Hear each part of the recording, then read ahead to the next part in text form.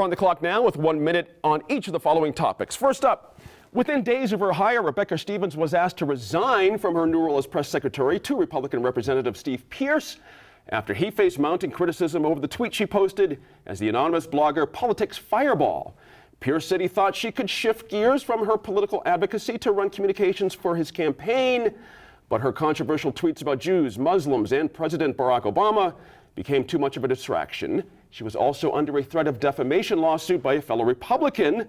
That's interesting. Sophie, one has to wonder why Mr. Pearce's chief of staff, and let me say that again, chief of staff, your head of all the staff, would not vet this a little more fully than he did. And I appreciated the mea culpa afterwards, but is there blame to be laid here? Absolutely. It's not, you know what?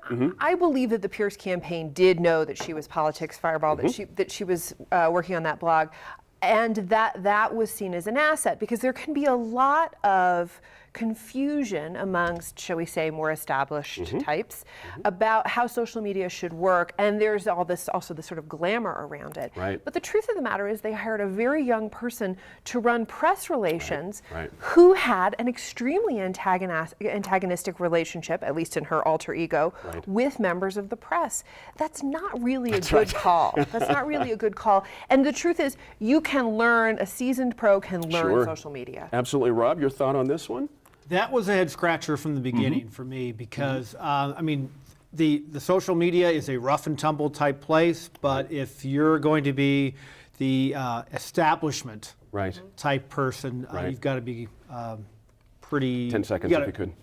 Yeah. Just because you're good at Twitter doesn't mean you're going to make a good press secretary. Ah, that's the new postmodern thing we should all keep in mind. I'm going to hold you there, Laura. Sorry about that. Now, longtime legislator Max Call, he died last week after suffering a stroke. He served 2 separate times for a total of 32 years and began his career as a Republican from Roswell. Later, he ran again and won from his new home in Santa Fe. He then switched to the Democratic Party, becoming a strong voice for environmental issues. And Laura, let me start with you on this one. You knew, he was a very interesting legislator, a very, very interesting guy. But the environmental work, a lot of folks didn't know about that about him. Oh yeah, and he's a legend among environmentalists who work the legislature and can tell stories about back in the day when they were crafting a lot of agreements, and he was key. He was really front and center on a lot of that stuff. So he's just regarded as someone who made a huge difference in New Mexico politics, and when authentically New Mexico, starting out as a Republican, rural New Mexico, knew the heart of rural New Mexico, and then ended in Santa Fe, where it's a whole other ballgame, and was able to build great relationships in both areas. Sure. Goes to the point about, when long-term legislators really want to help move something along, it moves along, doesn't it, with a guy like Max Call, Yeah, he was a political renaissance man and expert on the budget and a voice of reason in the House. Did you work with him when you were up there? No, I was actually on the Senate side at the time, but so we always, heard of him and stuff. Of course, of course, reporting. Yeah, there you go. When I moved here a little less than 4 years ago, I interviewed Max to do a story on oil and gas, and we became very good friends, and I miss him very much. Didn't know that, Rob. Didn't know that at all. Sophie, what do you think?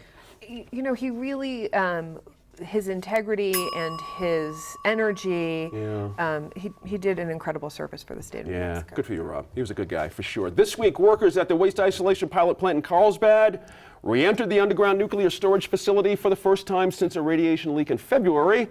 The team did not detect any airborne contamination. However, the source for the original leak is still not known.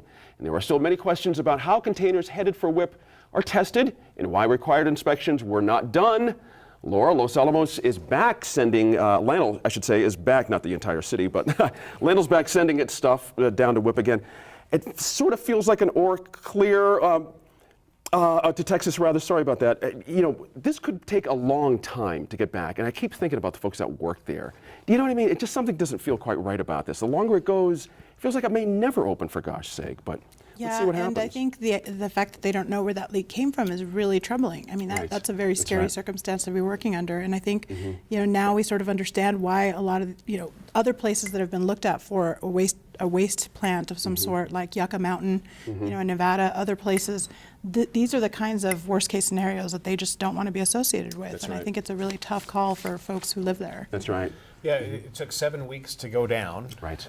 That's a little too long. And if I'm a resident in Southeast New Mexico, I love the economic impact. right. But I'm really having some questions right now about how prepared are they to rescue people if something happens down there. Right. And economically, there was talk just a few months ago of expanding WHIP Yes. and doing more stuff, and that would have right. been great for the Carlsbad area. Yeah. That's off the table now. Yeah, interesting. Yeah, I think too, when you look down there, you see the real, just to bring up the real concern of the local community, that's got to have a huge impact on the future of it. Exactly right. Now, if you want to get a full liquor license for your restaurant or business, be prepared to shell out from, $400,000 to under $1 million, just under $1 million. Compare that to Colorado, where the most expensive license is $2,500.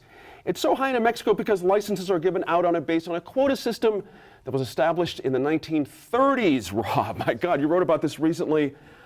I really appreciated the quote you got from Paul Gessing that there was an artificial scarcity at play here. That was a beautiful way to look at that. This is Economics 101. You take an Right. economics class and you talk about, well, if you're going to have a quota system, then these are the things that happen. That's and right. the other interesting thing about this story is that it cuts across a lot of different political lines. Yeah. I was talking to a woman who's in charge of an After Hours Alliance in Santa Fe, who's pretty much left of center, and she wants this changed as well. Right. Sophie? Whether it gets changed, I don't know. That's a good point. Sophie, what do you think? I think that the state is going to continue to grapple with the desire to keep a hold of how many bars are out there, how many packaged liquor stores, et cetera. Is it in someone's interest to do that? Is it in someone's interest right now in Albuquerque? Well, certainly there's a great interest on the part of anyone who currently has a liquor license to keep those numbers low. Exactly. But there needs to be a balance between, let's face it, a liquor store on every corner Right. and the incredible, what seems to be profiteering. There you that go. happens. All out of time. Sorry, guys. It's a good subject. Thank you all. Great Friday night. Good stuff here.